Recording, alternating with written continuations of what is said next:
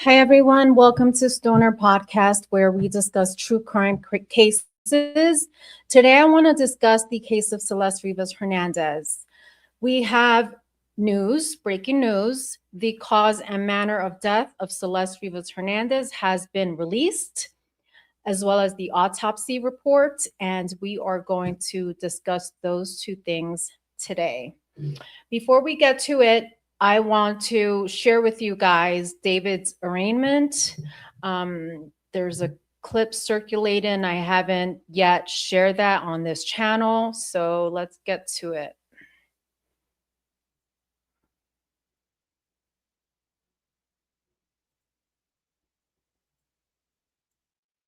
Okay, here we go. Oh, and by the way, before we begin, I do want to comment. I want to thank everyone who has donated to our channel. I appreciate all the donations. My channel is monetized, and I do have a membership link. If you decide to be a member, you'll get exclusive perks such as members only live streams and that type of stuff. If you want to become a member, again, you're not obligated to do so. I just like, subscribe, share. That's all I ask. I'm not asking for money here. I just simply applied to it because this channel is monetized. So thank you all. If you have donated thus far, I appreciate you guys. And yeah, that's it. Let's get to it. Versus David Anthony Burke. That's case number. Wait, one more thing is that I want to thank everyone who's commenting and providing feedback as well. I am listening to the feedback that's being provided. So thank you for that. Let's get started. Here's David's arraignment, and then we'll get into the autopsy report, okay? Thank you. 26 CJC F02 399. Good morning or good afternoon, Your Honor. Blair Burke, Marilyn Bednarski, and Regina Peter on behalf of our client, David Burke, who's in custody. Thank you. Good afternoon, Mr. Burke. Deputy District Attorney Beth Silverman to the people, Your Honor. Thank you.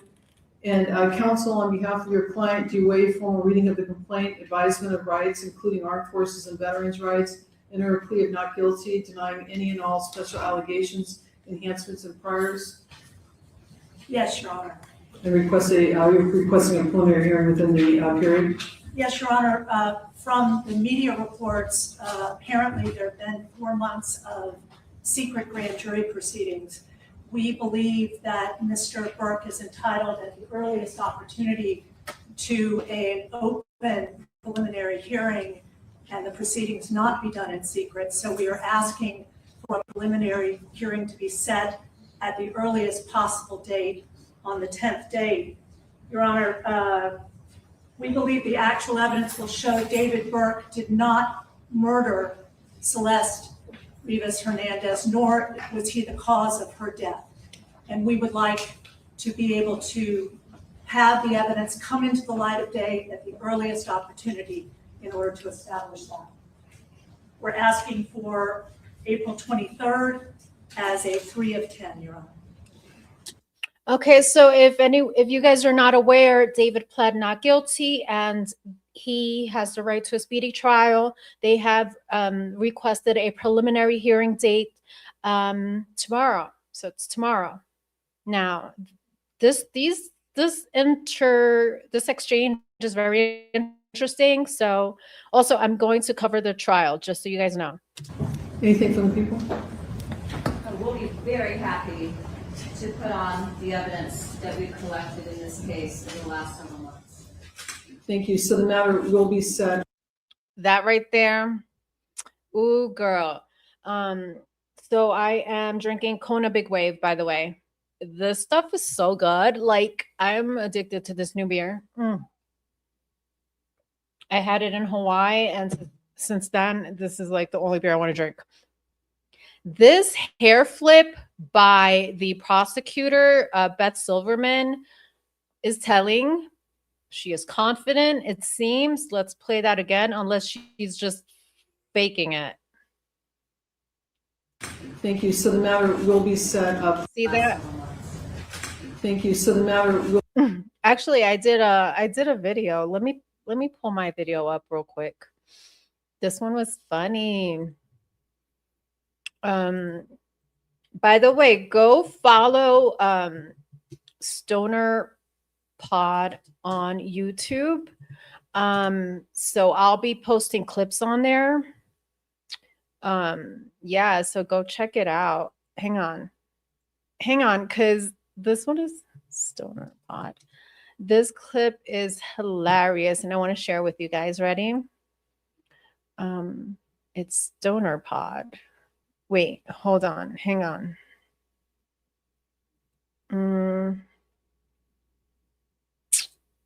You know what? Forget it. I'll do that later. I'll do it later, okay? Because I don't want to distract us. Here we go. Ready? Will be set. Plea of not guilty has been entered on behalf of Mr. Burke. The matter will be set in. Thank you. So the matter will be set. Plea of not guilty has been entered on behalf of Mr. Burke. The matter will be set in Department 105. The matter is ordered assigned to Judge Charlene Almeida in Department 105. He's like, okay. Okay, David. Okay, brother. The matter is ordered assigned Innocent to until Judge proven Charlene guilty. Almeida in Department 105 for all purposes by the judge of the supervising judge of criminal. Yes, Your Honor. If I may just put on the record, we have,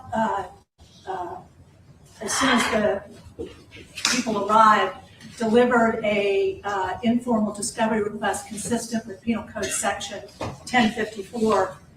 We have been given almost no discovery thus far. We've received a 3-page follow-up report, no autopsy report, and a copy of the complaint. And we would ask the people respectfully to produce discovery at the earliest opportunity. Your Honor, as I indicated to counsel, there's approximately 40 terabytes of discovery in this case. Moreover, in order to obtain the transcripts from a grand jury investigation, counsel has to file a motion. She knows the way the system works. Ooh, so this part too. She's basically saying 40 terabytes of data, you guys. 40 terabytes of data. Do you know how much? Oh my goodness. Oh my God. So she's telling her basically, the defense has to file a motion to request for all that data, all the witness statements that were given during the grand jury. The defense attorney has to file a motion to release that information. Able to gather those, they have to be provided after the court orders them released because it was an investigation. Second of all, if counsel plans on going to a preliminary hearing within the 10 days, it is unlikely that there will be very much discovery provided within that period, given the voluminous nature and how long it's going to take to copy onto drives. And she's basically letting the defense know that it's possible that they're not able to gather all of this data, all of this evidence within the 10-day frame. So they may need an extension, honestly. In addition to that, the coroner's report was sealed in this case in order to prevent it from hampering truthful testimony from witnesses that testified at the grand jury. So an order will also have to be obtained in order to get the coroner's department, which is now the medical examiner's department, to release those materials. Your Honor, it's surprising news given the district attorney's office held a press conference this morning where they discussed the cause of death, apparently under seal and not released by the coroner's office, as did the robbery homicide unit to the press. So we would again reiterate We believe that Mr. Burke is entitled to discovery. We have served the people with notice. They have 15 days to produce discovery in this case. We would ask that they do that in conscientious earnestness and as quickly as possible. I'd ask the court to make an order today. We'll take a copy of the minute order ordering the Department of Medical Examiner to release their coroner's report in this case. Thank you, Your Honor. The court will order that the medical examiner release the report in this case forthwith.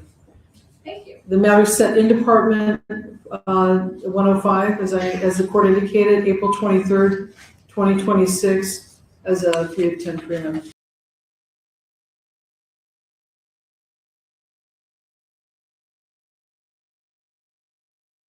Okay, so now that the medical examiner report has been released, let's review it, shall we? Let's see here. So this reads County of Los Angeles, Department of Medical Examiner. There's a case number. There's her name, Celeste Abigail. Abigail's her middle name. That's pretty. Body examination. I observed, let me try and zoom in here. Make this a little, hang on. I mean, I can't zoom in because it's an actual image. So let me do this.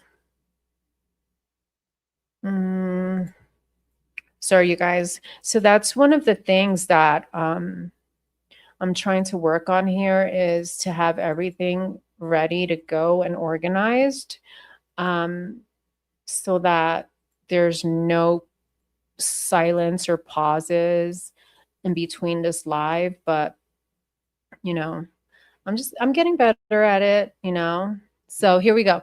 It says, I observed the descendants. Okay, so this is another thing, you guys, like, forgive me with these words. I'm trying my best here. I observed the descendant's posture, head, and torso lying prone in a body bag inside the front trunk of a Tesla. Her head was oriented towards the north. She appeared of indeterminate age and ethnicity with dark hair and natural teeth. She was wearing a tube top, underwear, leggings, and socks. So I'm just picturing Celeste simply in a tube top and underwear, leggings, and socks. Wow. I observed multiple holes in the front of the back of the tube top. Front and back. Oh boy, oh boy. She was missing both arms above the elbows. Trigger warning, you guys, trigger warning. She was missing both arms above the elbows and both legs above the knees. Okay, so, you know, just her hand and knees, okay? Those parts were missing. Underneath the body bag was a black trash bag that contained the descendant's apparent compiled bilateral arms and legs. Okay, so there was two. And underneath her, there was another one with her arms and her legs. They appear to have been dismembered into several fragments. Trigger warning. I noted an approximate 1-inch linear defect on her abdomen, and a circular defect on her left flank. The left ring and pinky fingers appear to have been mutilated, and I did not locate them during my scene exam. So her left ring and pinky fingers appear to have been mutilated. Her left ring. Oh, her left. Got it. These two are missing. She has a tattoo that reads, "Shh, On the inside of her right index finger, I did not observe any discernible scars or tattoos. The descendant was not ID'd viewable, like she was unrecognizable, obviously, due to the decomposition of the face, and was not live scanned due to the waterlogged fingers. She was assigned Jane Doe 550. Per investigator Magdalene, on September 16th at 08:15 hours, Dr. Law positively identified the descendant as Celeste Abigail Rivas Hernandez via dental radiograph comparison.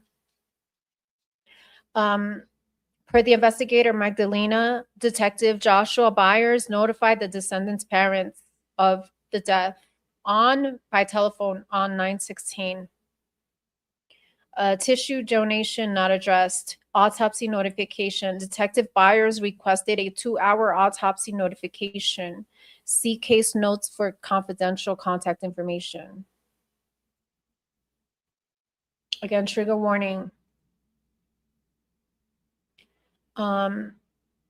Here are these stab wounds. Right here, right here. Okay. Her eye was missing. It was basically missing. She was, the decomp was so bad. So I am going to also, here's the stabs. So it has been determined that her cause of death and her manner of death, let me go to that page. Give me 1 second.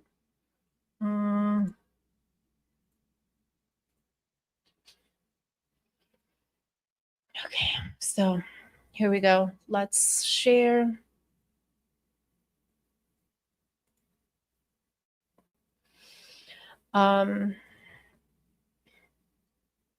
Here we go. It says, just give me one moment. Thanks.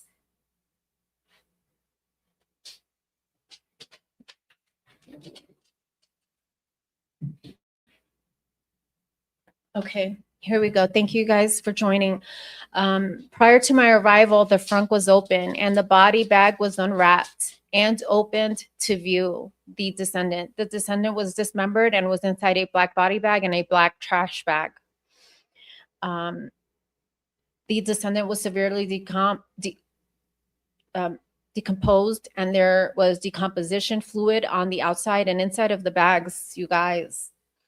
The descendant was female and had dark hair with decomposition fluid and insect activity. Also, insect activity was observed on the body and the body bag. That's super interesting because we hear in one of the streams that there's bugs inside the house. We hear that. I can play that. We have record of that. Also, insect activity was observed on the body and the body bag. I said that the body bag had a double zipper, 3 handles on each length side, and a handle on the top and bottom width end. The body bag took most of the front space. Inside the front, the body bag contained the descendant's head and torso. In a prone position, the descendant's head pointed north. I read that part. And I also read that part already. Okay, so let's see what this says here. Date of injury unknown, place of injury unknown, pronounced date and time, September 8th. She was examined September 10th by Karen Tapia. The deputy medical examiner is Dr. Nam Ansel.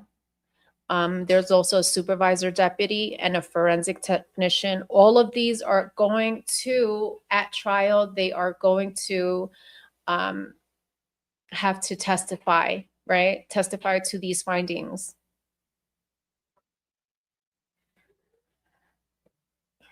Okay, so that's that.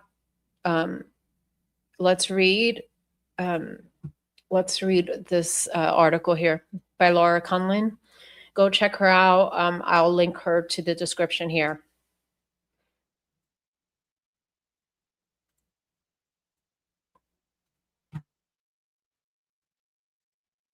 Okay. So let's read this article by Lauren Conlin. Thank you once again. So this says the autopsy finds Celeste Rivas Hernandez died from penetrating injuries. The medical examiner outlines grisly torso injuries and advanced decomposition in a chilling autopsy report as the case against D4VD moves forward. The LA County Medical Examiner has determined that 14-year-old Celeste Rivas Hernandez died from multiple penetrating injuries and ruled her death a homicide, according to an autopsy report reviewed by Los Angeles Wednesday.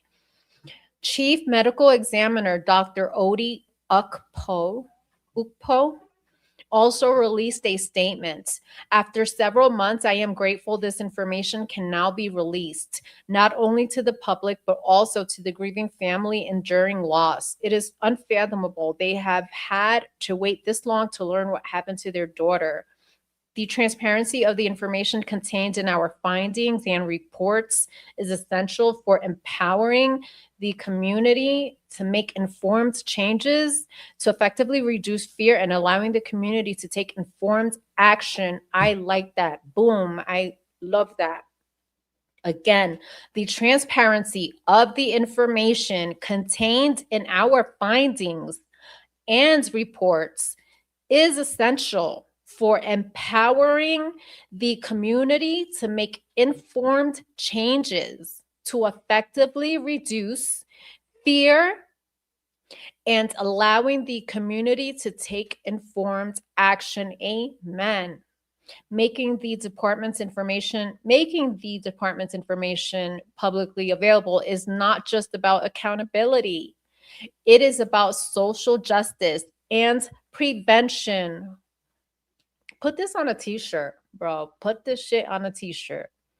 By ensuring access to this information, we strengthen our ability to learn, to act, and ultimately to prevent the next tragic loss of life. I want to extend my gratitude to our partner agencies for taking the necessary steps of filing an order with the court to make this disclosure possible. So that's that.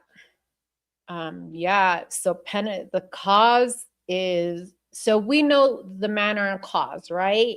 On an autopsy report, the manner, it can be an accident, it can be homicide, it can be suicide, right? And the cause can be things like OD, she OD'd, or she was strangled, or gunshot wounds. Those are the causes of death. So it has been ruled that the manner of death was homicide, and the cause is penetrating injuries. Penetrating injuries. Okay, this will, and then of course TMZ immediately is like in defense mode. This will also be interesting issue at trial. The autopsy report says there is a presumptive positive for methamphetamine and MDMA. But there was another screening which says meth was inconclusive and MDMA was not detected. Okay, so of course, there's conflicting information there, but that's why we have a trial. And we want a fair trial. We want the persons who did this to Celeste to be charged. We don't want an innocent person charged for this murder. Let's continue on and see what else is said.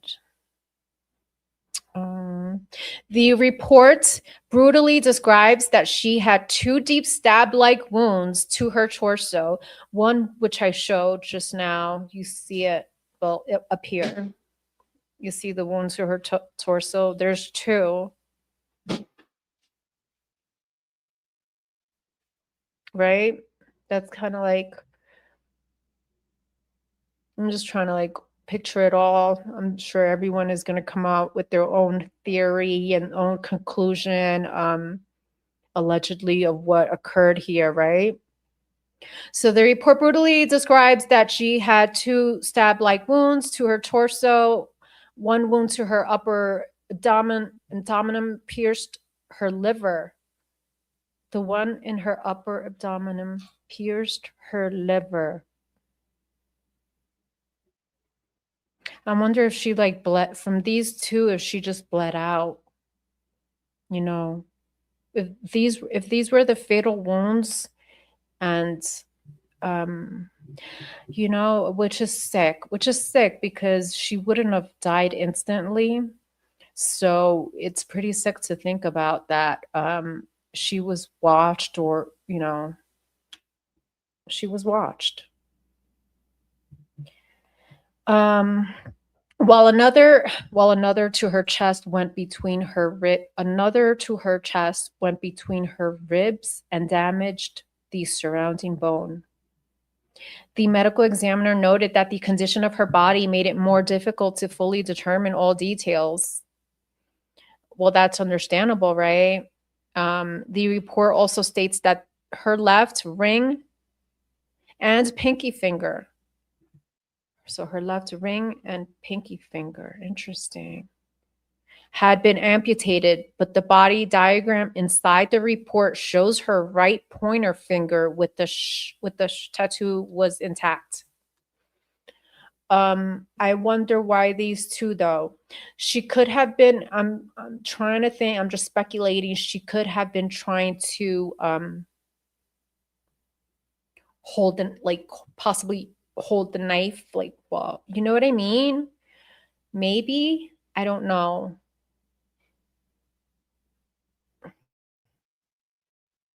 I don't read anything about defensive wounds. I'm not reading anything about defensive wounds, but I don't know. I'm not sure, right? But I wonder if that's why, right? Okay, so let's continue. Where am I? I don't know what's going on here. I don't know. My computer's going crazy. I want to go up. Okay, here we go.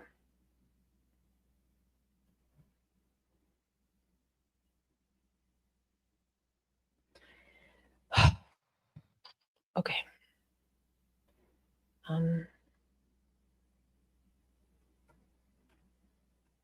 I read that. I read this. Okay, so here we go. Here's where I left off.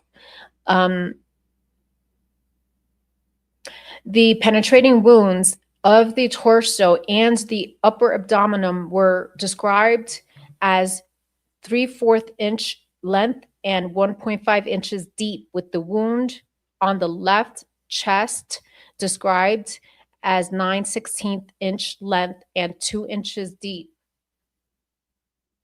So that's not deep at all, right? I need a ruler.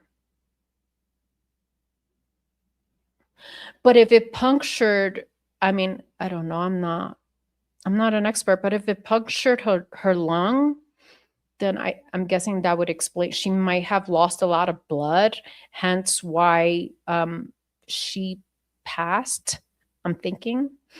The report also indicates the date of injuries were unknown. The medical examiner also documented additional injuries, including superficial abrasions on the victim's hand. The report does not specify whether those injuries were defensive in nature. Investigators said portions of the remains were dismembered and the body showed advanced decomposition at the time it was recovered. The remains were found in September 2025 inside cadaver bags located in a vehicle registered to D4VD. The head described a partially skeletonized with significant postmortem deterioration. Investigators also documented that when her decomposed body had been placed inside multiple bags, there was insect activity and fluid leakage consistent with prolonged concealment. Yeah. Yeah. So her body was somewhere else. Before it made it to the front, her body was somewhere else. Toxicology findings were inconclusive in part. The report notes an initial presumptive positive for certain substances like MDMA and methamphetamine. Though additional testing was revealed no MDMA and methamphetamine was inconclusive. Alcohol was also noted, but was not considered a contributing factor in the death. I can't read today, my bad. Holy shit. Okay, so she had some alcohol, and the first report was inconclusive, but the second revealed some MDMA and meth. So, I mean, he obviously was doing some heavy drugs. We saw the 4th of July clip. They were hiding drugs in the backpack. Prosecutors alleged that singer D4VD, real name David Anthony Burke, killed the teen in April 2025 using a sharp instrument and later dismembered her remains. He has pled not guilty to the charges, including first-degree murder, continuous sexual abuse of a child under 14, and unlawful mutilation of human remains. He is due back in court tomorrow, and I will keep you guys informed. But don't leave yet. I'm not done. I have something else I want to share with you guys. Let's go to YouTube. Happy Wednesday, everyone. Thank you for joining me today. I wanted to discuss, I absolutely wanted to cover Celeste Rivas Hernandez. Let's go into Reddit. I'm sorry. Let's go into Reddit. I'm going to share my screen. Now, this page has been updating us constantly. Our D4VD idiots. D4VD idiots. So shout out to them. Thank you. So there was something on here. It says, confirmed by the medical examiner, D4VD cut 2 fingers on Celeste's left hand, which had D4VD tattoo. Now let's look, right? I haven't read all of these things here yet. One sec. Okay. So if we look at Celeste's photo, they're saying she had the tattoo whatever SHHH for on her left finger. So, oh no, it's not. It says David. It's not SHH. It's David. So, I don't know. I guess they're speculating that that's the reason why.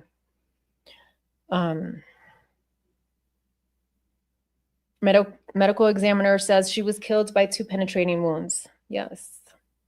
She had 2 stab wounds in her torso and chest. The torso wound hit her liver.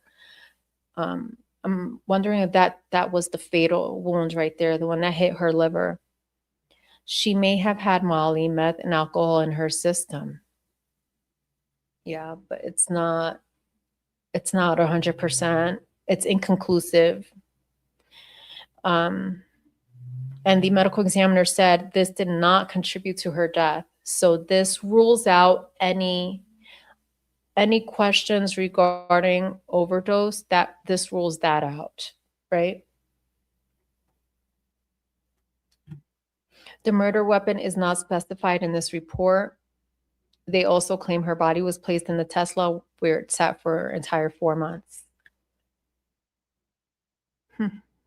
All right, yeah, let's head over to Steve Investigates because he wrote something interesting on Twitter. I retweeted that.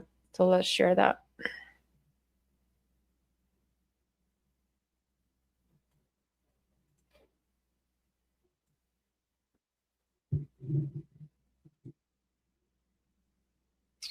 Okay, so let's go to Steve Fischer.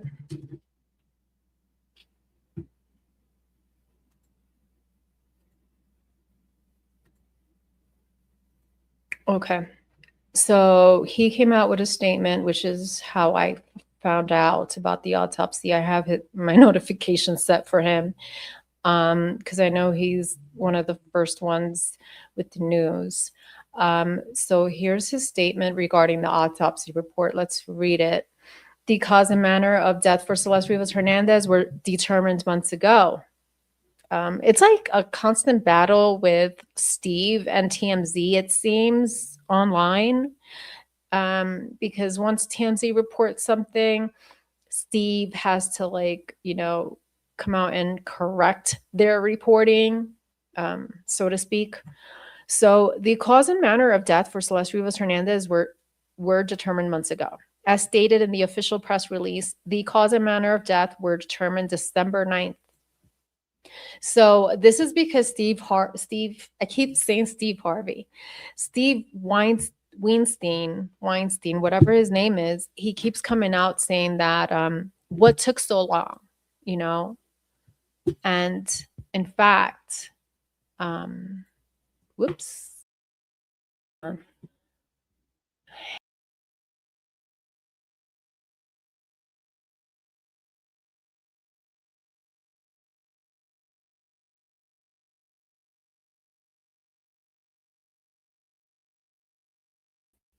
To stage. Can you guys hear me? Testing. Hang on one second. Let me try to do this.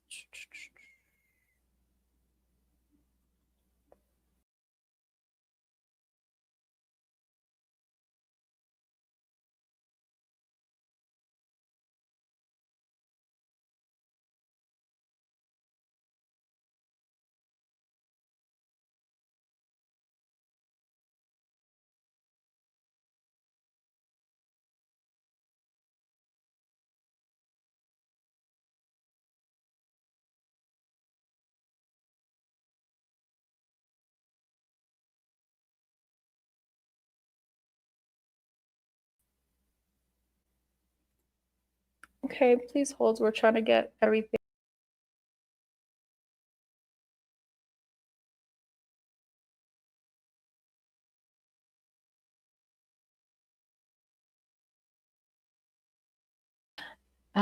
Testing 1, 2, 3. Testing. Okay. Oof. All right. Let's go on. The repeated claims by TMZ that the medical examiner was unable to determine a cause and manner of death due to the condition of her remains were never accurate. They were waiting on toxicology, which they were able to get even in her state of decomp. I have not been perfect in this case, but I have acknowledged when I was wrong. TMZ, on the other hand, reported that Celeste's remains were still partially frozen when they arrived at the medical examiner's office and suggested that David Burke was only recently arrested because a cause and manner of death had just been determined. That information is incorrect. At this point, nearly all of the information they have put out on this case has been false or misleading. I am glad that the facts are finally driving the narrative in this case.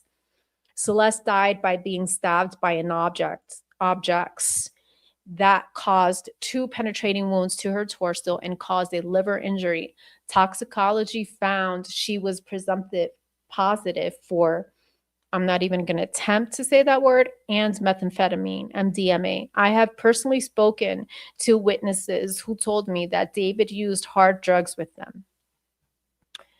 That's that. And then he came up with something else here. This is interesting too. It says, this is a timeline I put together covering the period just before it was alleged that David Anthony Burke killed Celeste Rivas Hernandez.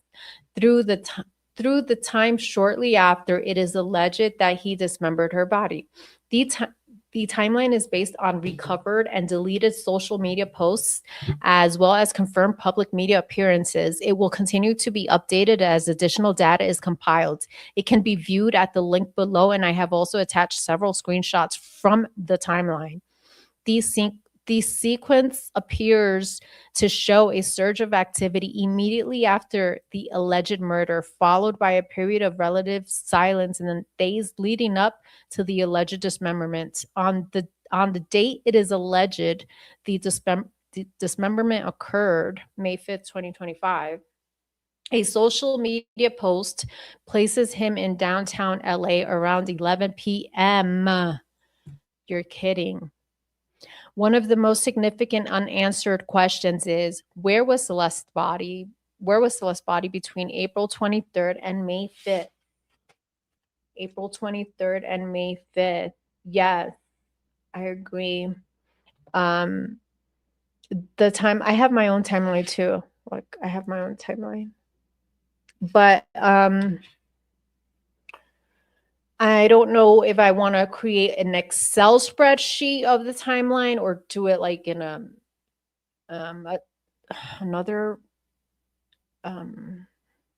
visual type of way. I don't know yet, with photos and shit. The timeline shows that that he traveled to New York on April 24th. April 24th, he traveled. I gotta add that to my timeline, because she was last seen on the 23rd at Hollywood Hills. And then he travels to New York on the 24th. Within a single day, he would have had to place her body somewhere. He later returned to nearly 2 weeks. He later returned to nearly 2 weeks later. Huh. So on May 5th, Cinco de Mayo, he posted from downtown LA, a chow mein truck visible in the background can be independently confirmed to have been operating in that area on that date. Wow. Is there a connection? Let's see. Oh, this is his timeline. I'm afraid to click. I'm afraid to click. Is my VPN on? Yeah, it's on. All right, let's go. Oh, wow. Holy crap. He broke it down. He broke it down. You guys, let me share. All right, let me remove this stuff from my stage so it doesn't confuse me. Thank you, everyone, for joining me. Hit that like button so that this story can go out to more people, okay? So it is seen by more people. I am going to pull up this timeline that Steve has shared with us. As soon as I find, here we go. Boom, and there we have it. Okay, so this is saying that David's public activity timeline. Okay, all right. Let's get into it. I want to sit down. Let me sit down. Okay.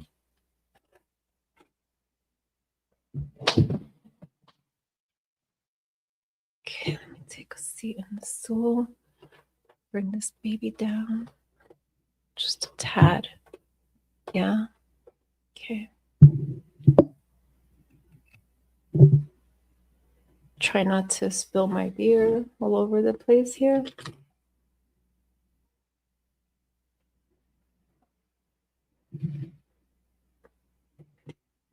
All right. Thank you for joining, you guys.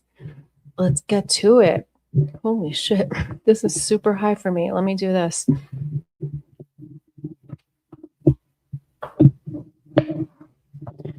Oh, yeah. This is like an extra extender for the mic. So now that I'm comfortable here, we can jump right into it. All right. So according to Steve, this is the timeline he has set up, okay? A factual record of singer David Anthony Burke. Publicly visible moments, performances, press, and social media posts between April 21st and May 22nd.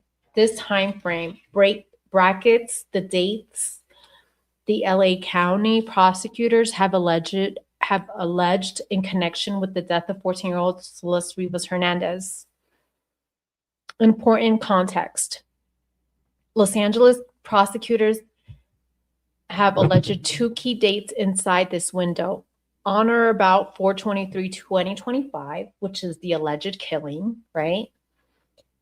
On or about May 5th, which is alleged that she was dismembered. All right. So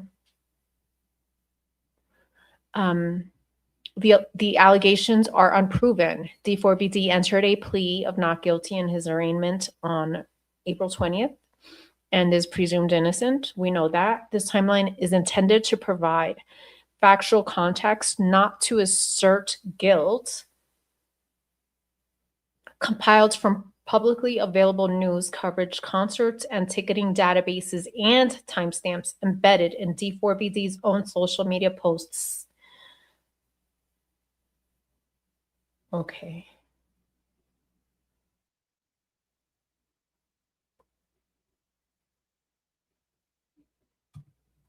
So,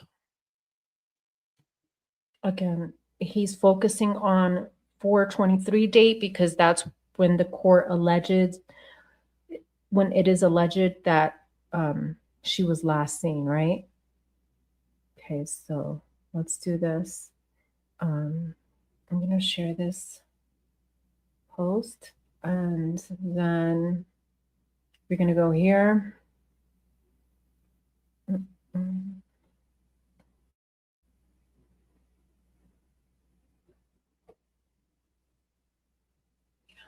Perfect. All right, I wanted to update the thumbnail and everything and share this out so more people can view this now. Now that's done. Okay. I'm a one woman show. What do you want from me? All right. So April 23rd, April 21st, sorry, my bad.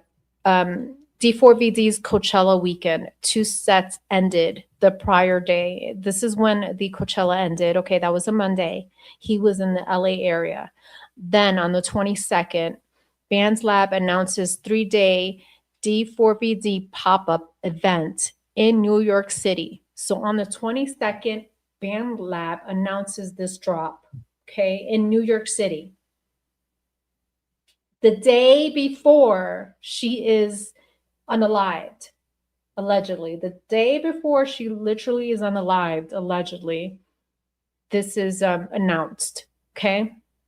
Now, on the day that the prosecution is stating that she was unalived, this very day, he was still in Hollywood Hills, okay?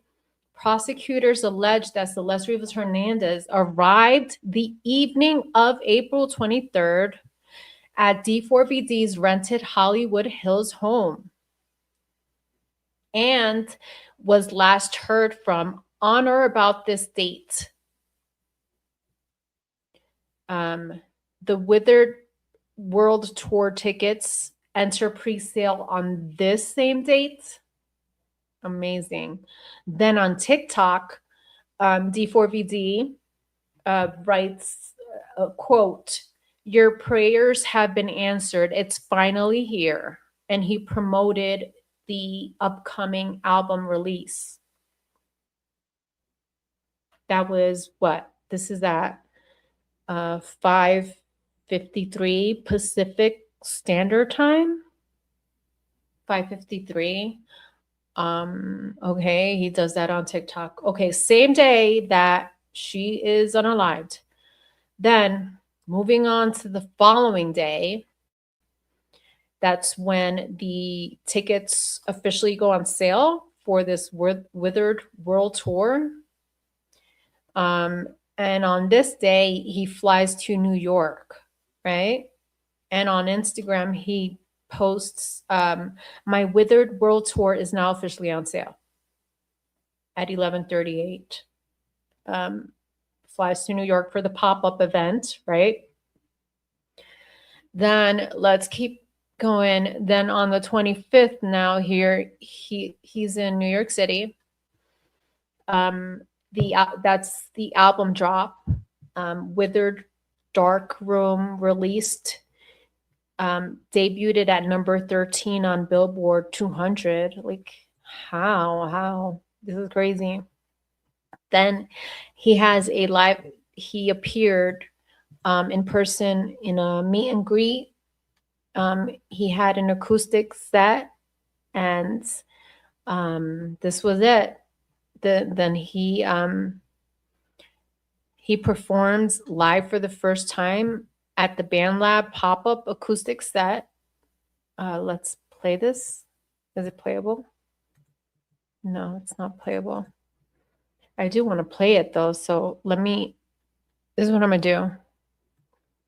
I'm gonna copy this and paste it on YouTube so that we can watch it, because I heard that he gets super emotional here and I want to see it for myself.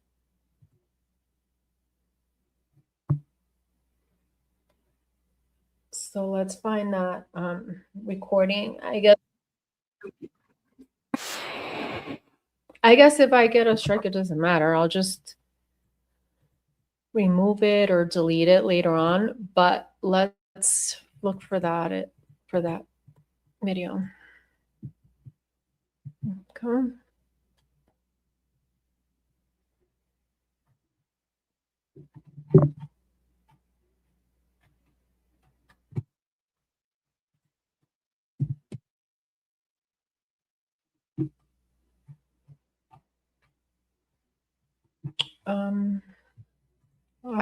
Let's do D4VD at Union Square.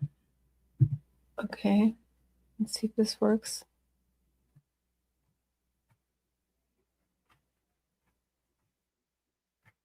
I'm so sorry, you guys. I know you guys hate this part. I know you guys hate the part where I'm looking for shit. You know, I understand that, like, it's bothersome, but what do you want me to do? I can't find this shit. Okay, forget it. Forget it, because it's taking too long. It's taking too long to find. Am I doing it right?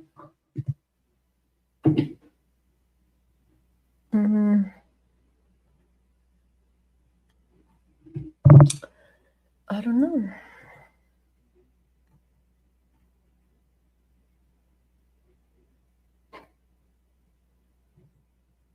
I put in 2 days later, Afterlife became the close. Oh, this was in Houston. That's why. This is in fucking Houston, not even in Square. Let me do Houston.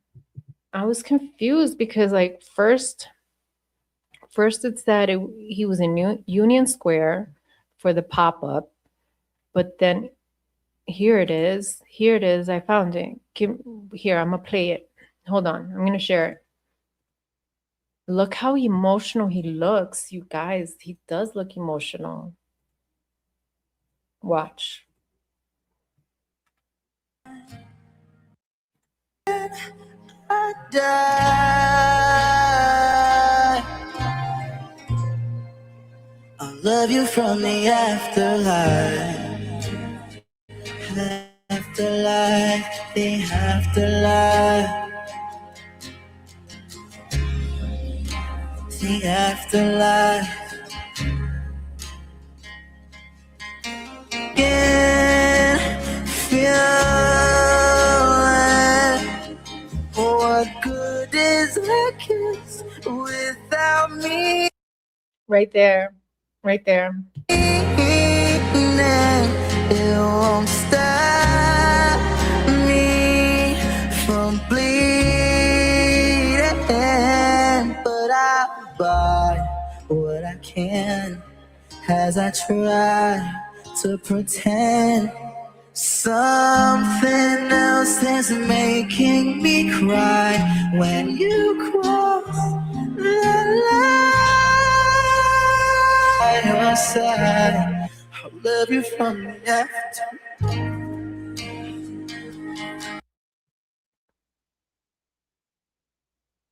What? He's breaking down.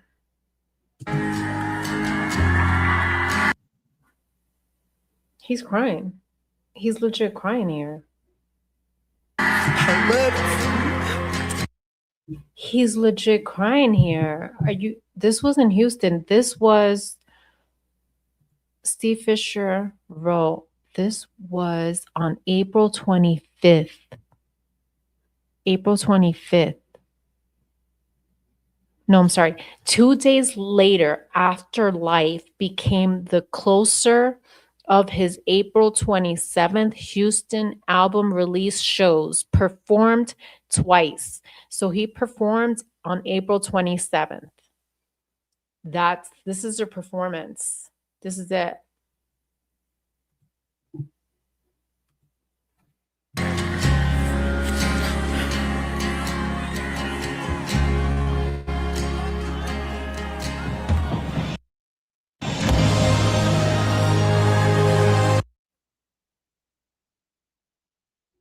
I don't know. This is weird. This is weird to me. I'm just going to be honest.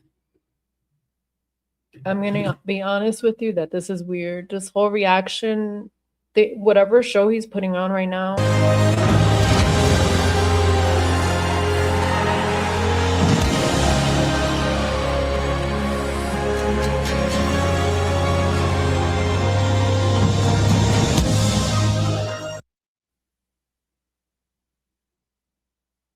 I got chills because when he does this, like I'm seeing C. I'm seeing C for Celeste. When he did this, watch.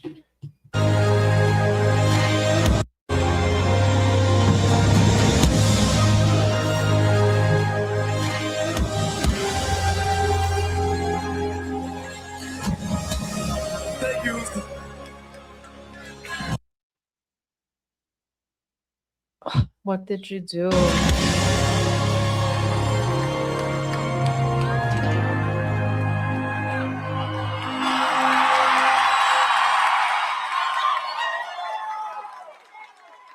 What did you do?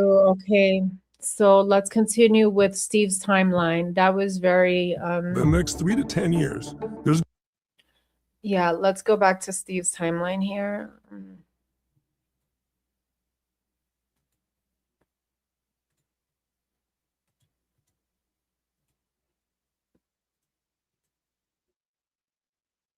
Okay, here we go. So I already read this part. 2 days later, that's where he performed in Houston live. This one, he did it twice. So the one I just watched and this one, which I cannot find, but he breaks down twice to the song. Okay. Next, his TikTok says, mine is friend again. Say it back and ghost, to be honest. On TikTok, he says, mine is friend again. Say it back and ghost, to be honest. I don't know. April 26th, New York City again, right? Oh, I'm sorry. No. Yeah. Okay. I went forward, but we're on April 26th. A creator workshop with BandLab. There was an Instagram reel of the previous evening's Afterlife debut surfaces and goes viral. Silence begins. No further posts found on David's own social media account after April 25th. Notable contrast, third-party fan accounts continue circulating the emotional Afterlife moment, but David himself does not post about it. Of course, he doesn't want to out himself, you know? All right, so then social media silence between the 26th of April and May 13th. Okay, so after 3 days of high volume album release postings, David's own account, social media activity goes quiet. Live appearances and tour business continues during the silence. Houston, April 27, Brooklyn, April 29. The silence is broken only once by a single Instagram story on the night of May 5th, the same date prosecutors have alleged in connection with Celeste's body. How strange is that? Like, coincidence? You think coincidence that he breaks his silence the day that the prosecution is alleging that he mutilated the body? Then he resumes until the late night TikTok on May 13th. Okay. So on the 27th, he goes from New York City to Houston. Okay. He has that appearance. We saw that already. On the 28th, he flies from Houston back to New York City for the Brooklyn show. Then on the 29th, he's still in Brooklyn. And the 30th, silence. Silence, silence, silence. Yo, Steve, shout out. This is a good timeline. Shout out.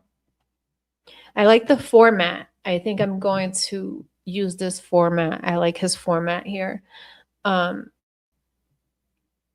Silence, day 9, and then May 5th is when he's back in LA and is alleged that he breaks silence, right? So prosecutors allege Celeste's body was mutilated on or about this date. And he breaks silence with this story. Oh my God, chat, should I get it? He says.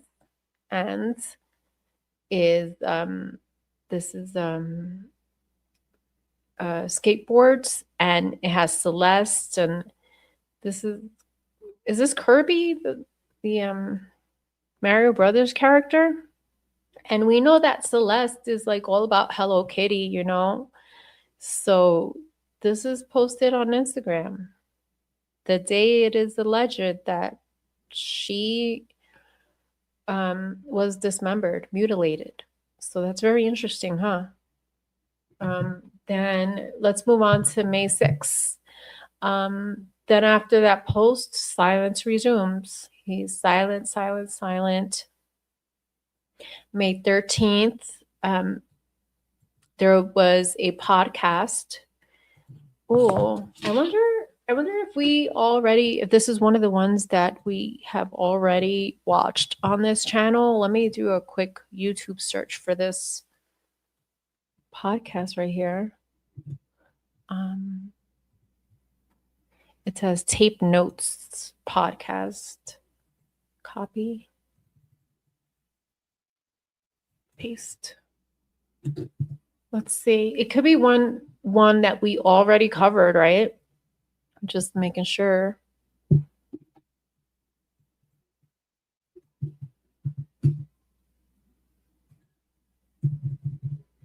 It is one I have already watched. Okay, cool. Yeah, I remember this one. Okay, so I'm gonna just have this pinned so we can look at it later. Because it's very interesting that he's on this podcast. So I'm interested to hear some things here because it's right after, all of this, right? Like immediately after, I'm trying to say. All right, so May 14th, there's a TikTok and silence breaks again. David wrote on TikTok, "Sorry, Mom, for posting your fall, but this is too funny. I love you."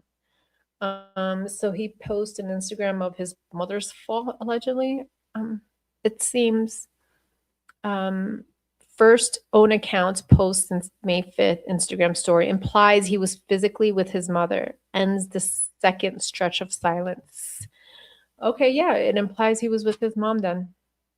Good point. All right, so May 15th through the 19th, he's in Korea. And then he performs required to be in country by May 21st. What?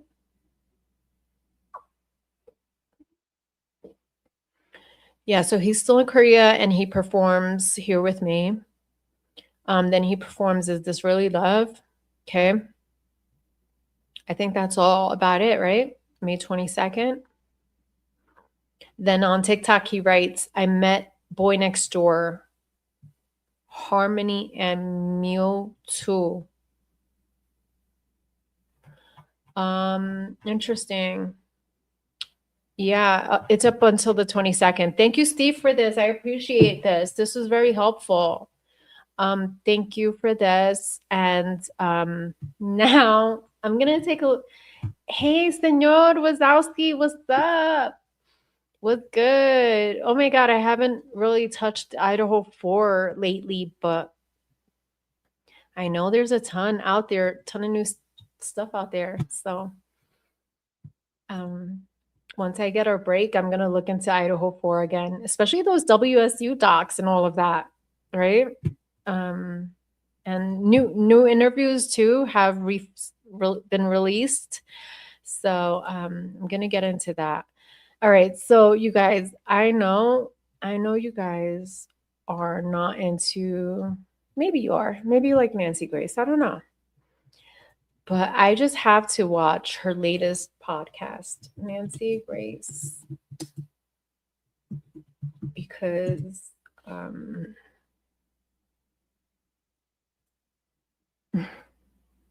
we're going to see what she has to say. She usually has some experts on. Check out my Baltimore City PD body cam. What you mean, Baltimore City? You're from Baltimore? Or is this tied to the Idaho 4? Is this tied to the Idaho 4? That's interesting. Baltimore. Okay. Let's go to what 2 hours ago. Oh, I was going to go to the one she did yesterday, but she has a recent one. Let's go to it. Yes, Nancy, yes. I want to hear what you have. Music star, D4VD. This is for entertainment purposes, obviously.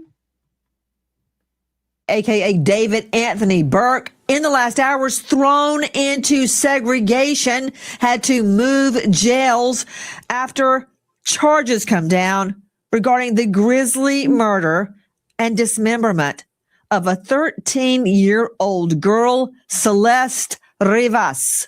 Good evening. I'm Nancy Grace. This is Crime Stories. I want to thank you for being with us.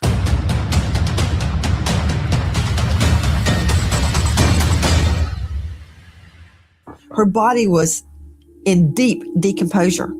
She was also dismembered. You're peeking behind the curtain here of what investigators have uncovered is probably a lot of communications and digital evidence around this conspiracy. We may never get a COD cause of death. As we go to air tonight, David Anthony Burke, AKA D4VD, thrown into segregation, had to move jails after charges and arrest in a grisly murder of a then 13-year-old girl. And the allegations are disturbing. According to the prosecution, he murdered her with a sharp object because she threatened to come forward about their sex relationship, knowing it would destroy his music career. Why thrown into segregation? Straight out to Caitlin Becker, senior national correspondent, New York Post, and host of a hit new podcast, NY Postcast. Caitlin, thank you for being with us. Why segregation?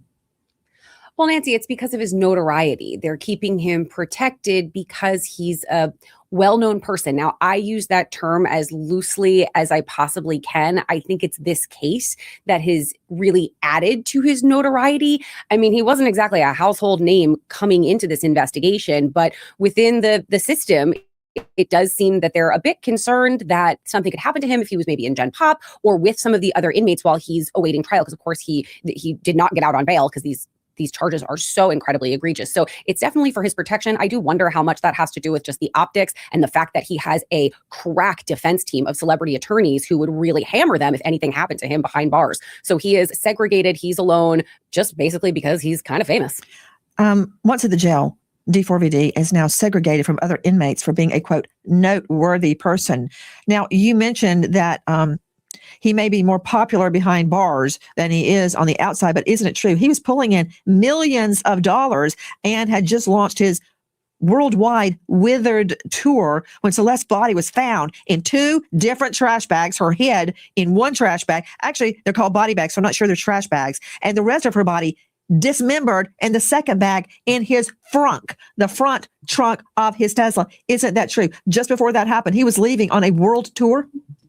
That's exactly right, Nancy. He was certainly an up-and-comer. He was on the upswing of his career. Like I said, not a household name yet, but definitely in the hip-hop world and in that circle, someone that people knew. And all of those things that you just mentioned right there are going to come into play in this case. It was him being on the upswing in his career. It was the money that he was making at the time. And it was this world tour that he was about to embark on that prosecutors believe factored into why he ultimately allegedly slaughtered this girl, tore her apart, and stuffed her into those bags. As you just laid out there, the gruesomeness of the crime, they're saying, was all going to go back to the fact that she was going to allegedly expose their sexual relationship. I mean, she's a child. She was a little girl in this case. And what prosecutors believe is that she was going to come forward and that he allegedly thought that would derail his career, which obviously it would if that came out there. And, I say obviously it would, but we've seen R. Kelly, we've seen things that happened with other domestic violence and other accusations with musicians, and sometimes it doesn't derail their career. It seems like the last bastion of celebrity that hasn't been impacted. Wait a minute, Becker. Hold on. Where is Sean Puffy Combs, aka Diddy, right now, tonight? Where is he? You know what? You're right. This might mean a change of the tide when it comes to how hip hop stars and how musicians in particular are treated. Prison. Jail, Jail, CI, Correctional Institute, prison, the big house, the pokey, the can. That's where he is. Okay. My purposes, he is a death investigator who I first met over the phone, and he and I were arguing because I wanted discovery and I wanted it then in a murder case. And he didn't give it to me in a timely manner. That's how I remember it. Joe Scott Morgan, death investigator with over 10,000 death investigations under his belt of all sorts. Of course, accident, natural causes, heart attack, stroke, cancer. Just get to it, girl. Of course, homicide, suicide, and undecided. So he's seen it all. Can we refresh Caitlin Becker's recollection as to why David Anthony Burke, aka D4VD, the music star, may not be getting out of jail anytime soon? Describe how this little girl's body was found. But wait a minute, hold it. She's too much. She sensationalizes way too much. Joe Scott, listen to this. The second is a special circumstance being that this murder was committed for financial gain. Now, the whole special circumstance is super interesting to me because of the lying in wait. That's a serious charge they're adding on here. He specifically says financial gain, but to me, I'm interpreting that as financial loss. Does he mean financial loss, meaning that because Celeste prevented him from, whatever it was that night, whatever happened that night that she stopped him from doing, right? And he murdered her for financial gain, meaning that he was going to lose his career. It's really a financial loss. It's not financial gain. In fact, if anything, he gained financially. He became famous because of Celeste. Let's put it out there. Like let's push it to perspective. Let's put it into perspective. He became famous because of Celeste. Why? Why do I say that? Because if you read the lyrics, if you watch the music videos, everything that he created involves love, death, this relationship that he had. And in fact, if anything, he used Celeste for financial gain. He used her for financial gain, in my opinion. So this special circumstance is boom, right on. Let's continue. Let's listen to what he said. As the evidence will show in court, the financial gain was for Mr. Burke to maintain his very lucrative musical career that Celeste was threatening. The third charge, in addition to lying in wait and for financial gain, is murdering a witness to an investigation. In this particular case, as the evidence will come out in court, the witness to the investigation was Celeste. So there was I don't know, I'm taking this as there was an ongoing investigation into David. There was already, there may have been a complaint out there. And Celeste was in fact the witness to this investigation. That's a serious charge. That is a serious charge, murdering a witness in an investigation. I cannot wait to see how the defense is going to fight that one. The investigation was into the lewd and lascivious sexual acts Lascivious. committed by Mr. Burke that is the subject of count 2 of this complaint with Celeste while she was under 14 years old. Joe Scott Morgan, I just wanted you to get the flavor of the charges. This is not just murder. This is not just dismemberment, which is your bailiwick. Now, if we go back to this, I think it's very interesting everything that the district attorney states in that press conference, because he does say that evidence will support it. He blatantly comes out and says that evidence will support it. And so I'm interested. I mean, do they have the weapon? Do they have a weapon? If they, I can't wait. I can't wait.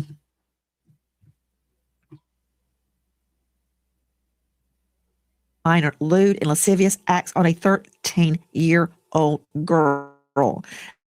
That much like you and I investigated this together, the case of Nicole Lovell. Do you remember that 13-year-old little girl that was having with a much older college star, David Eisenhower? The whole, going back to the whole evidence, right? I'm interested to know if they happen to have a witness. Do they have a witness that came forward and actually stated, in fact, yes, I know for a fact Celeste has had a sexual relationship with David. Because how are you going to prove that, right? How are you going to prove that sexual relationship, right? So that part's very interesting too. Track star, valedictorian, aspiring architect, blah, blah, blah. Having with a 13-year-old girl saying he wanted to marry her and have children. Then when she said she was going to tell people about their relationship and their love, she ends up dead on the side of the road, buck naked, wiped down with alcohol wipes. Yeah, he's behind bars on life without parole. And let's get something straight right from the top. It's like this, where you have remains that are found in trunks. And you know what else, Nancy? Medical legal death investigation. When they opened that trunk, there would have been a smell that rolled out, and it assaulted everybody around there. I've been here. I love that picture. I added the photo to the thumbnail. So cute. Look at her stare. She looks like she wasn't afraid of anything. That little stare, right? She looked like she was not afraid of anything, this little girl. Did she fight back? I wonder. I've been there for countless cases like this where you have remains that are found in trunks. And you know what else, Nancy? Not only did that assault the investigators when they opened it up, it was also insects. There were flies that came out of that environment, probably lighted on the investigators. That happens a lot. People don't understand that. And what's interesting regarding that about the insects is that there is a video that's circulating, and David, in fact, he sorry, I wanted to pull it up. There's a video on the 4th of July. We hear someone say, David, you need bug spray, or there's spiders over here, right? I'm trying to look for that video because that's crazy, right? Let me see if I find it. It's the 4th of July video. There's so much shit. There's so much going on here.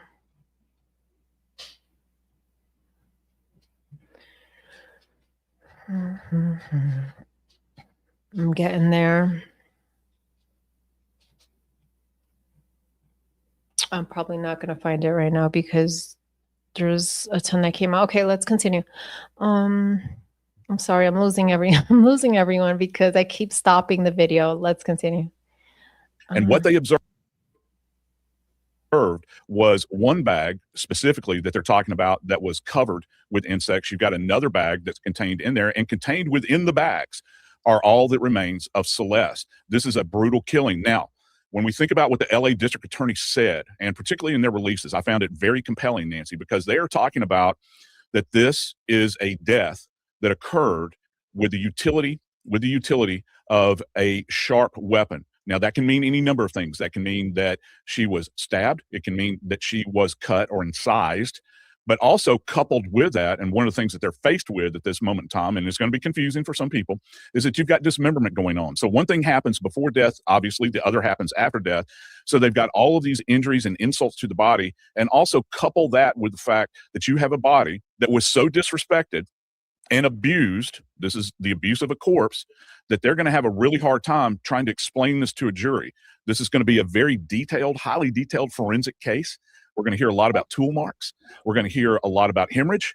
We're going to hear a lot, probably in my humble opinion, about entomology, because where has she been all of this time, Nancy? And I think the insects are going to lead back to possibly the flow of him moving this body around. You can't sell me on the fact that he took her body and left it in the front for the entire time. You know, That's why I'm trying to pull that video. Hold on. Now I have to do it. Like, you guys, you're just going to have to wait. Like, honestly, now I have to pull the video because what he is saying is super interesting here.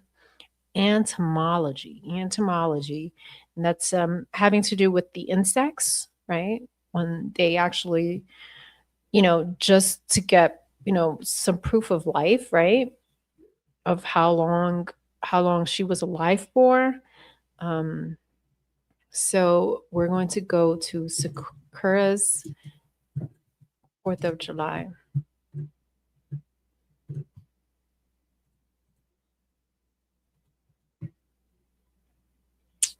So let's go to videos. Playlist. We're going to go on to Celeste Rivas playlist because it's definitely in here.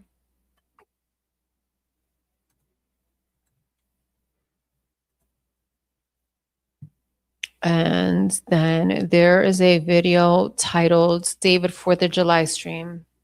Okay, so let me share my screen. Let's go there.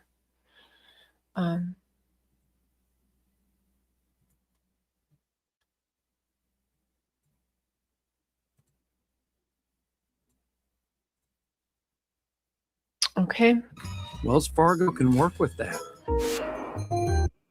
So we're going to move on to, as they're walking out on this 4th of July stream, as they're walking out of the mansion, David's mansion, right? You will see, you will hear Asia say, David, you need some bug spray out here or something.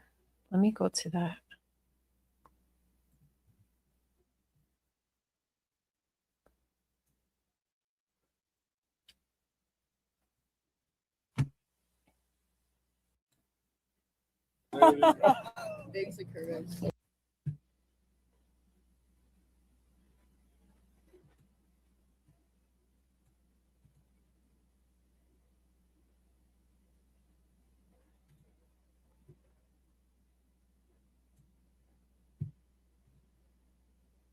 That, like, wouldn't you agree that why are these balloons here? It's now July. What's really happening here?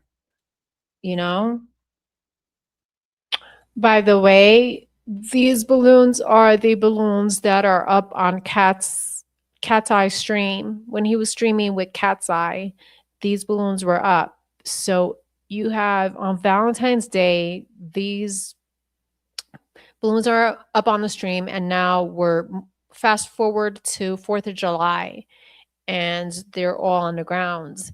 And I made a note that it's possible that his mansion has not been cleaned in 5 months. Because of that, that's proof that his mansion has not cleaned. These are from Valentine's. This stream is from July. Like, Just put two and two together. Oops. Let's play. Yeah,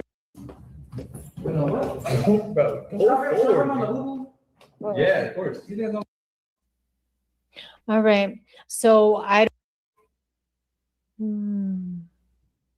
hang on, because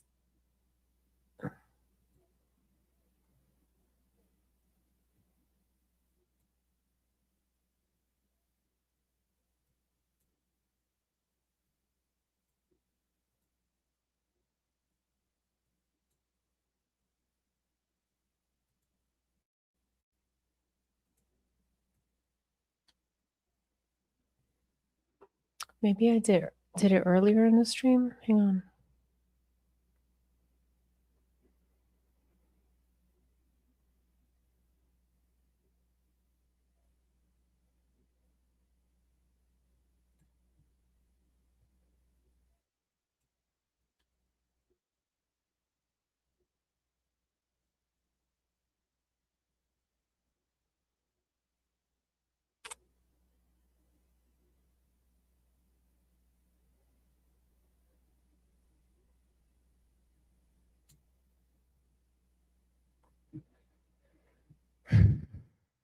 Where the fuck is this shit, bro? Oh, here it is. Here it is. Yo, listen.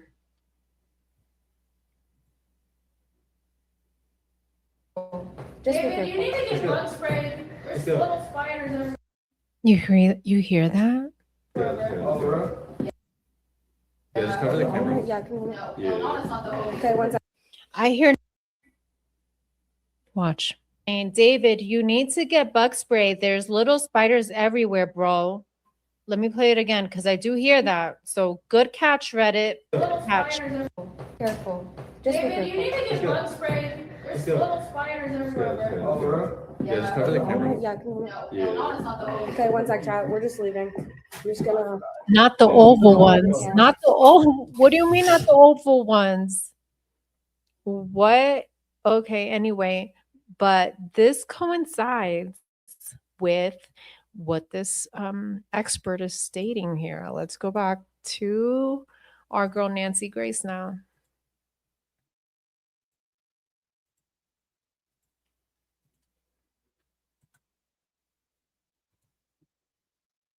I'm gonna have to clip this and make it into I'm gonna clip this because I think this is important, and I'm noticing a lot of people don't like this long format lives. They prefer a shorter format of lives with I don't know, you guys, let me know your thoughts and your preference. I'd like to give you guys what you like. And, I'm doing this for you guys. So just let me know.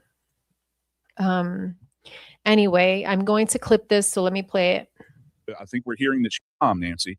And I think the insects are going to lead back to possibly really hard time trying to explain this to a jury. This is going to be a very detailed, highly detailed forensic case. We're going to hear a lot about tool marks. We're going to hear a lot about hemorrhage.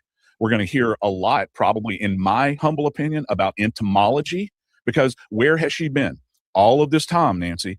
And I think the insects are going to lead back to possibly the flow of him moving this body around. You can't sell me on the fact that he took her body and left it in the front for the entire time. I think we're hearing that she was last seen April 23rd, not found until well into September. So I agree with him. LA is hot. We've had a hot summer. This past summer was in the West Coast freaking unbearable. Let me tell you something. She definitely was placed in that trunk much later than that. She may have been in the mansion. The whole time. I think that the body was moved around. I don't think that she was dismembered initially. So where did he have the body? Was he moving around the house? And he's trying to make a decision about what in the world do I do with her now after I've murdered a child? Well put, Joe Scott Morgan. The video we were showing you was from our friends at Fox News. That was an aerial view of D4VD, aka David Anthony Burke's Tesla, in the impound lot where it first became apparent to be a crime scene because of the stench of the dead body of a little girl. Steve Fischer joining me right now. I'm hearing in my ear, joining us out of San Bernardino, California. He is a missing persons private investigator, search and rescue specialist, owner of Search Investigations, and he has individually added evidence to this case by surveilling and collecting ring cam, door cam, surveillance cam within that Hollywood Hills neighborhood, indicating that D4VD's Tesla was moved multiple times around the neighborhood so as to avoid detection. For instance, an abandoned car right in front of your house, how many days are you going to put up with that before you call to get it towed? To avoid that, the car would be moved around and around and around like, what is that game where you walk around the chairs and when the music stops playing, everybody's got to sit down really quickly? That game, except it was with his Tesla, with a dead body in it. Steve Fischer, in addition to discovering that information, handing it over to law enforcement, and searching the home yourself, you have created a timeline, which I find extremely probative. Could you explain your timeline and why you have come up with those particular dates and times? Well, it actually has a lot to do with what Joseph was just saying. I became really interested in the time between prosecutors seem fairly certain that April 23rd is the date that she was likely lured and killed by him. And that May 5th is a date of dismemberment. And building a timeline around that to see what his actions were right before and then after and then around the dismemberment time. And it gets interesting. April 23rd is the date that they're literally announcing that Wither tour is happening. And the next day, the night of the 24th, he's on a plane to New York for a 3-day music pop-up in New York. And so he has a very short window of time, not only unfortunately kill her, but also figure out what he's going to do with that body. Because he doesn't dismember her, if the prosecution is correct, until May 5th. And that's a big window of time. He stores her somewhere. And that's what we're trying to figure out through the timeline. On May 5th, Dusbury's back in LA. He posts from downtown LA at about 11 p.m. at night. And it makes you wonder, like some of the pictures that we found on that camera card that he left behind, him and Celeste were in downtown. And it makes you wonder if there's a nexus downtown. I don't think he knew what to do with her. I don't think he knew what to do with her. Down LA, if she was stored there. Let's take a look in depth at your timeline. April 23, prosecutors allege Celeste arrived the evening of April 23 to D4VD's rented mansion there in Hollywood Hills. The Withered World Tour tickets would have been able to tell you who he was. That was only the point that I was trying to make there. And he certainly was an up and comer. He certainly was on the upswing of his career. And like I said, that is a big reason why prosecutors believe that he did this to her, that he massacred this girl. And I was not saying under any circumstances that I thought that this was a pit stop before he was getting out of prison. I was just noting that he has a crack defense team, major defense team. He's being repped by Blair Burke, who in Hollywood is one of the biggest names out there. She's worked with Lindsay Lohan, Britney Spears, Harvey Weinstein. So he has quite a team behind him there. And I think that if I know Blair Burke the way I do, covering her for all these years, she's going to take any opportunity to be able to poke holes in just the most minor places in the prosecution's case to try to get this guy back out in the world, which is her entire purpose. And that is why I think they made the choice to put him in solitary ultimately, because he is notorious. He's more notorious now that he's been involved in this crime and in this slaying. And so you gotta keep him separate, because if something happens, she's going to use it to her benefit. If something happens, in other words, he's killed behind bars, she won't have a job anymore. Yep. It'll be over. She'll be representing his estate. So said that is a big reason. He had a New York City pop-up event, April 25, Withered Darkroom Interscope released, debuted at number 13 on the Billboard 200. That's to you, Caitlin Becker, number 13 on the Billboard 200.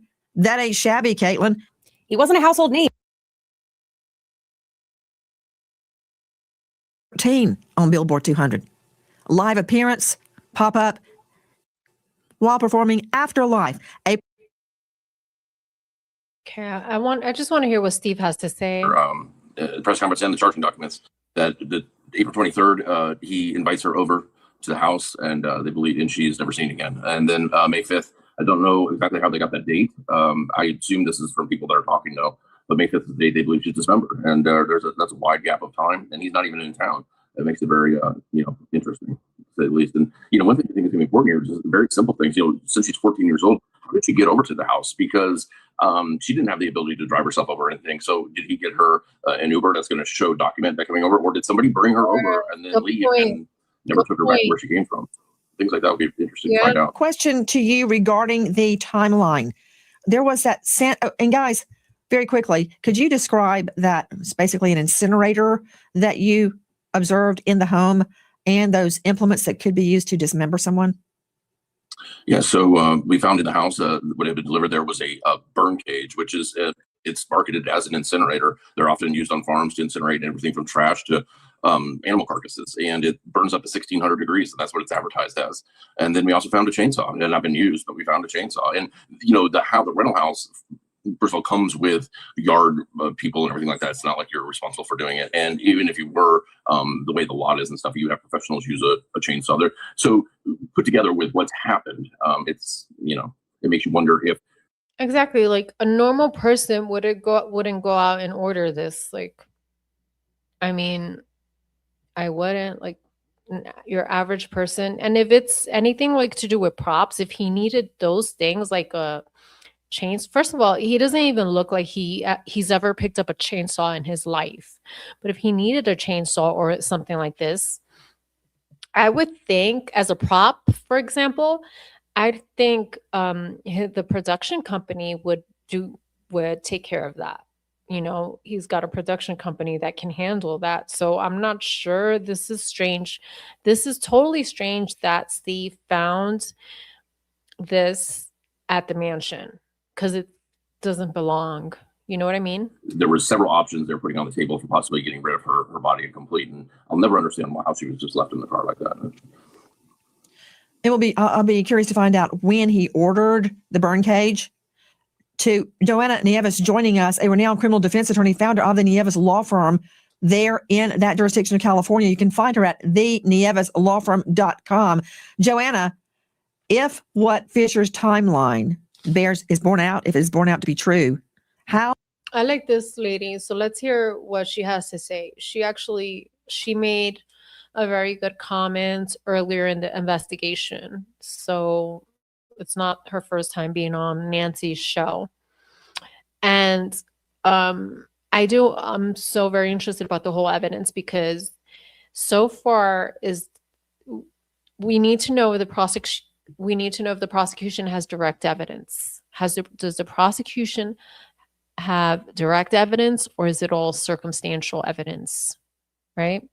It can't, like, that's why I'm dying to see what they have. Because if it's circumstantial evidence or evidence that can, like, some witnesses stating that he's evil or, like, you know, attacking his character, that's not evidence. That's not. They need some type of direct evidence in order for these serious charges. Would D4VD, David Anthony Burke, explain that he orders a home incinerator, a burn cage, and then she ends up dead within 24, 36 hours? Yeah, I definitely think it speaks to that 40 plus terabytes of information that we're all missing. Like, did he actually make this order? Was he the one that paid for it? When did that order take place? Was it before or after the alleged April 23rd date? I think there's so much for us to still discover. Ms. Burke asked for discovery informally on the first day of the appearance. There's so much data that's out there that the prosecution is relying on. One thing that's advantageous for us is that they're pushing for a speedy prelim. It's set on day 3 of 10, and hopefully it doesn't go beyond that 10-day limit, so that the public who's so invested in this can start seeing what the prosecution is relying on. Because honestly, the purchase of a burn cage may speak to the mutilation of the corpse, but does not necessarily speak to the actual homicide. Steve Fischer, do you remember that late night Santa Barbara trip that we know D4VD, David Anthony Burke, took around 2 o'clock in the morning, something like that? He goes up into a heavily forested area.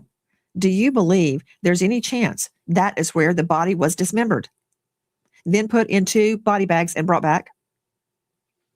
Yeah, I go back and forth on that, and I'll tell you why. Because we didn't find any evidence of the Santa Barbara trip. We did find some photographic evidence that he spent time in the National Forest, which was still inside LA County.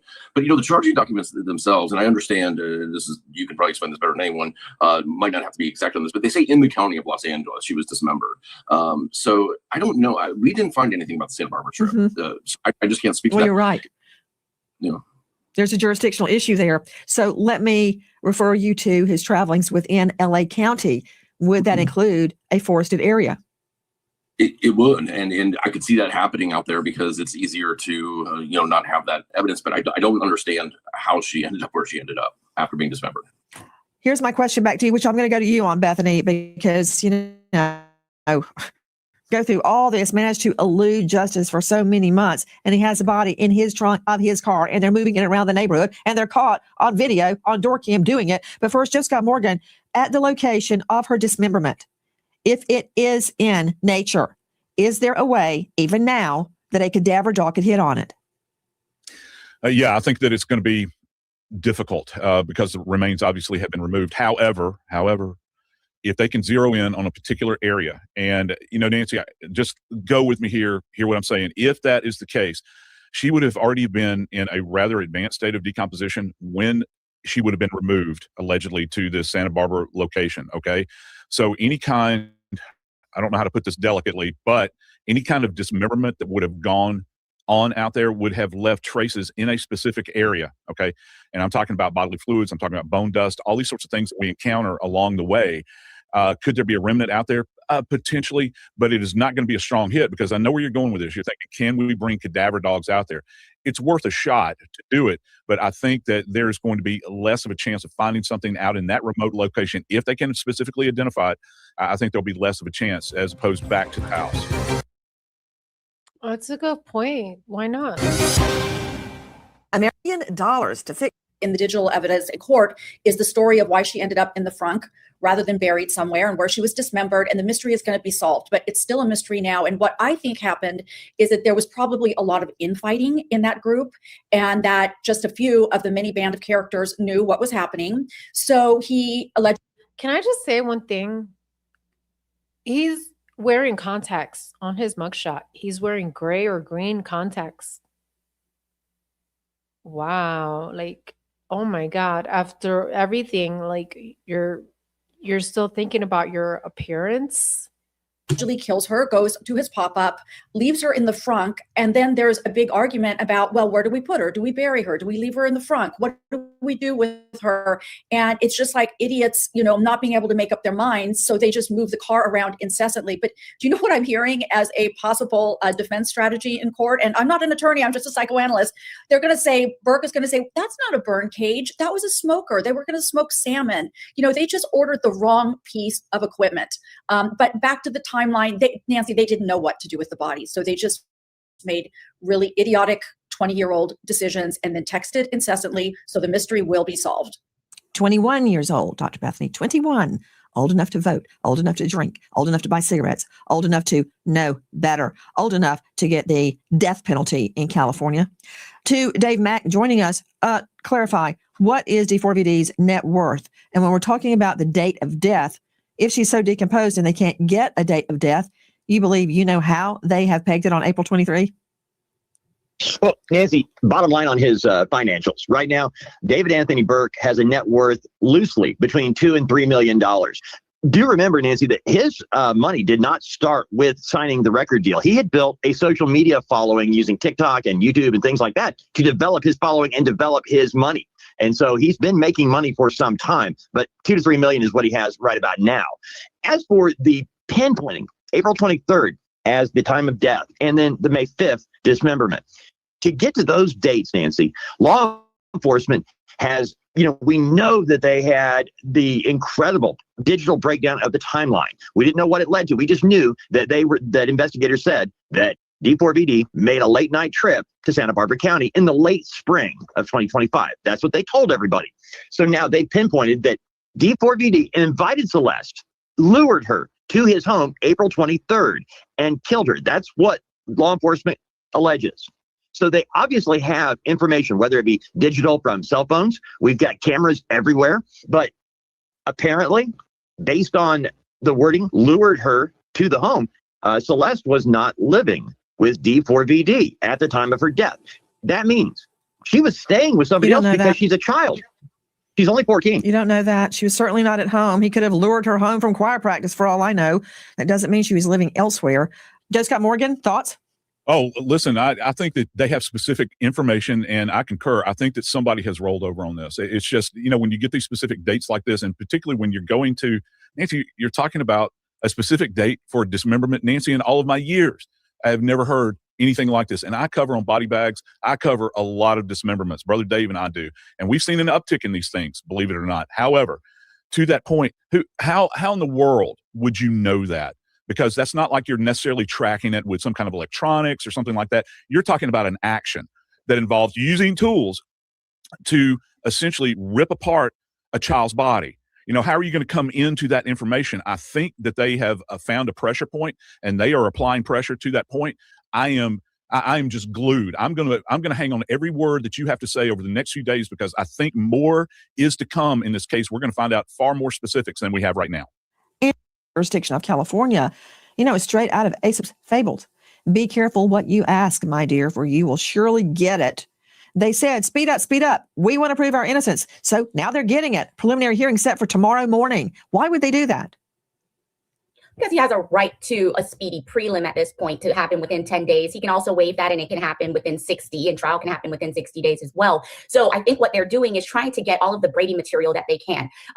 Discovery is due at least 30 days prior to trial. But when it comes to prelim, the DA is responsible for turning over all exculpatory, favorable, impeachment type information, witness statements. And so they should have that in hand so that they're able to have put on a fair defense at prelim and be able to cross-examine those witnesses. And so when you keep that 10-day window, then at least there's going to be an exchange of parts of the discovery. And most of the time, it's those critical parts of discovery to help defend the case. Yeah, they wanted to see the evidence. They want to see what does the prosecution have on David. This is why they waived their right? And so preliminary hearing will be tomorrow. There's something else I want to share that was just released. Let me share Twitter.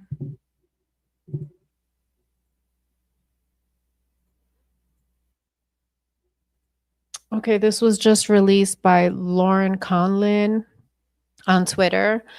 The family of Celeste Rivas Hernandez issued a statement through their attorney, Patrick Steinfeld. They will not be attending D4VD's hearing tomorrow. The Rivas Hernandez family is absolutely devastated by the findings contained in the medical examiner's report involving the horrible and gruesome death of their beloved daughter. These findings have caused profound emotional pain for the family. They respectfully ask for privacy, understanding, and patience as they process this information. Jesus and Mercedes will not attend David Anthony Burke's hearing tomorrow. The Rivas Hernandez family sincerely appreciates the community's support and concern. They just recently found out, right? This must be so hard on them. I can't even imagine. Honestly, this is tough. Let's see what else we find here. New report, teen found in D4VD's car died from multiple penetrating injuries. What we know so far. New details. A newly medical examiner's report ruled 14-year-old Celeste Rivas Hernandez death as a homicide. The LA County medical examiner found 2 penetrating wounds of the torso and dismemberment of the upper and lower extremities. The report also shared meth and MDMA found in her system during initial screening. Not guilty. On Monday, prosecutors charged David Burke, known as D4VD, with murder for continuous sexual acts, lewd and lascivious. Wait. I wrote this word down so I could pronounce it correctly. Lascivious.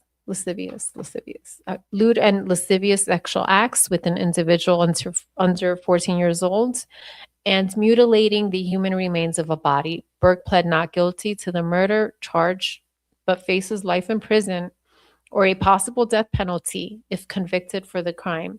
And that special circumstances gives the court is able to place the death penalty with that special circumstance charge. Okay, let's see what else we have here. Okay, this was interesting. I saw this circulating also on Twitter. It says the medical examiner also says that her left ring and pinky fingers were amputated, but the body diagram shows that her right pointer finger with the tattoo was intact. So the body was badly decomposed. Her head was partially skeletonized with an absent left eye. That's how decomposed her body was. Now, when it says that these two fingers are missing, you guys. These two are missing. That's where we see, I don't know if that's a temporary tattoo. It could be. It could be.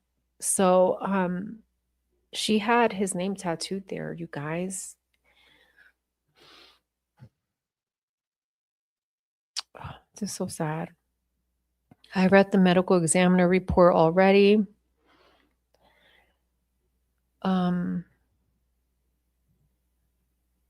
Here, let's see what Lauren says here. This was about an hour ago. We've been on. Oh my God, we're going on 2 hours. 2 hours for Celeste. Celeste Rivas Hernandez autopsy. Chief Medical Examiner Dr. Oldi Ukpo released a statement. After several months, I am grateful this information can now be released, not only to the public, but also to the grieving family enduring the loss. I read this. This was good. I'm going to retweet this one. That was a great statement made by the medical examiner.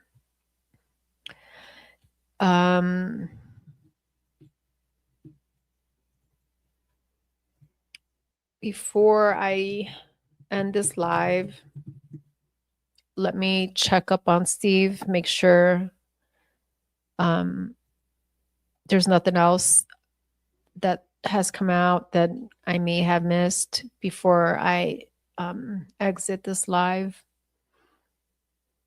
Here, 3 hours ago, actually, yeah.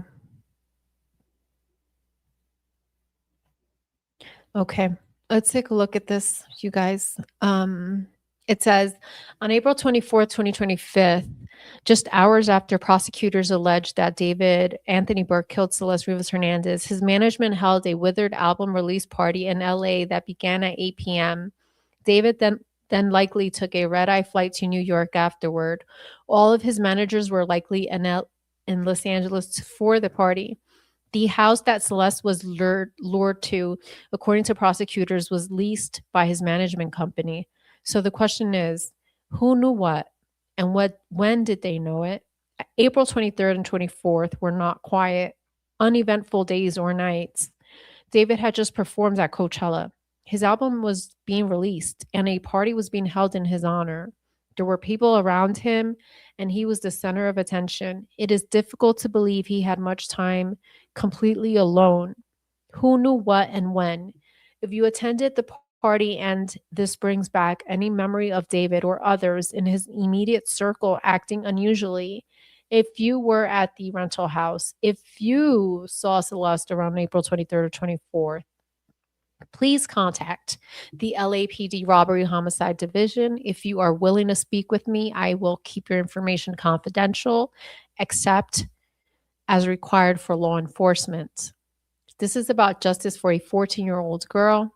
Attached is a message referencing the party held just hours after Celeste was killed. Thank you to those who are coming forward now that David is in custody. So there's more people coming forward, you guys. And this message was the party that was held just after her unaliving. It was held on the 24th. On the 24th at 8 p.m. It says, the host of Withered album release party sent a text blast. D4VD's Withered album release party kicks off in 90 minutes. When you arrive at the 100 Thieves compound, please enter through the parking lot to the left of the building and head to the back. Thanks. And see what 100 Thieves Compound. Where is that? 100 Thieves Compound. Let's see.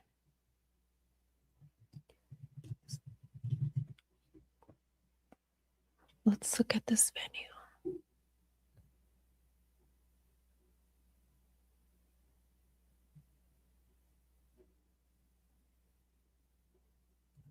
Okay, let me share my screen.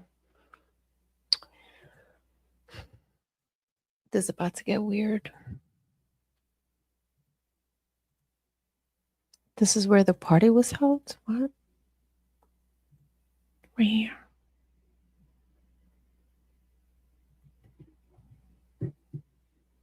What is this? So this is where that party was being held.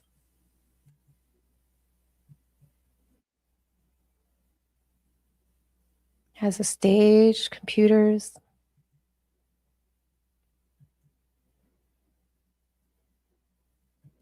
Lounge.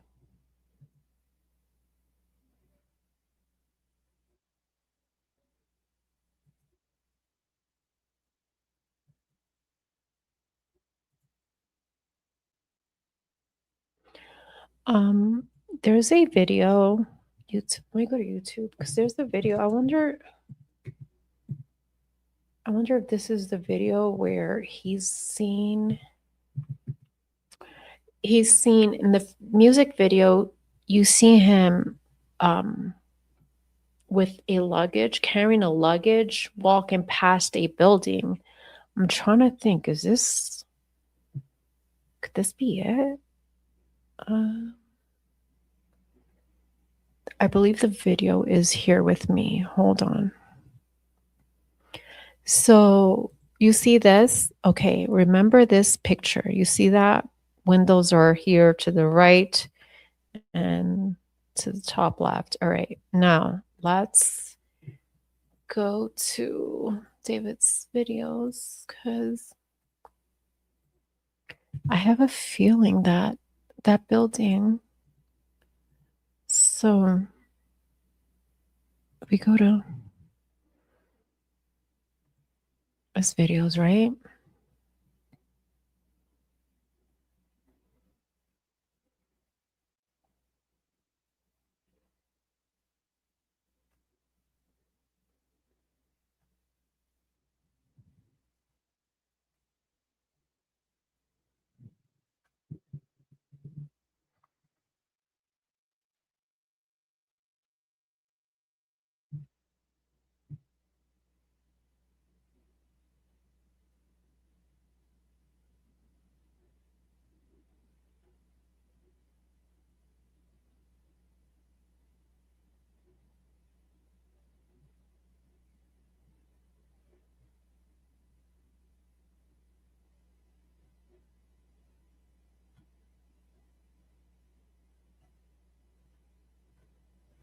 I think it's here with me.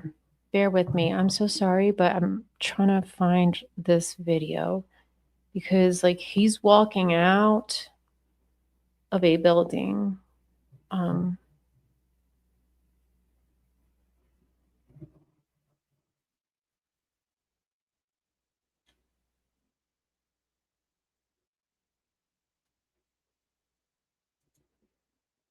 Wait, maybe it's this one. Like the very beginning of the budget over $300 billion. very beginning of the video, he's walking out with a luggage in front of a building, and it looks like that one for some reason. So I just want to like see if it's the same one.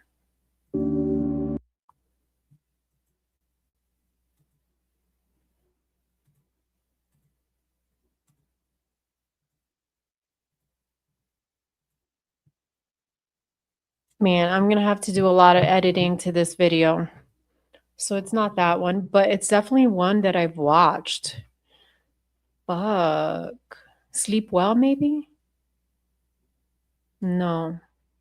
Oh, here with me. Here, this is it. This is the one. Watch this. The way the video. Yeah, this is it. Watch. Check this out. I'm just trying to figure out if this is the same building.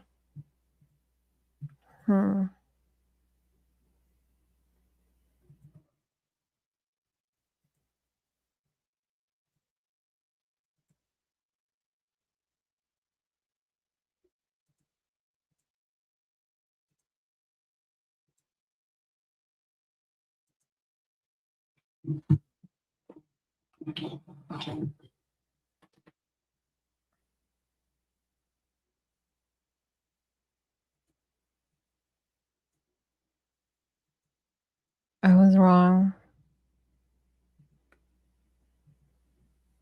I was wrong. It's not this one. Okay, it's not this one. Fuck. Could be romantic homicide. Could be the one. Let's see.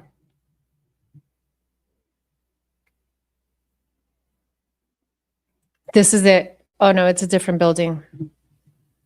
Okay, I just had to check for myself just to make sure. Anyway, yeah, we're past the 2-hour mark. Thank you for everyone who joined. I will come back with more details. Tomorrow is the preliminary hearing for David, so I will have more details. Not sure. It's not going to be publicized public. So I will come back after the hearing for more details. I'm going to be honest with you. I think they may file a motion to extend for an extension because 40 terabytes, there's no way they were able to swift through all of those details within 2-3 days.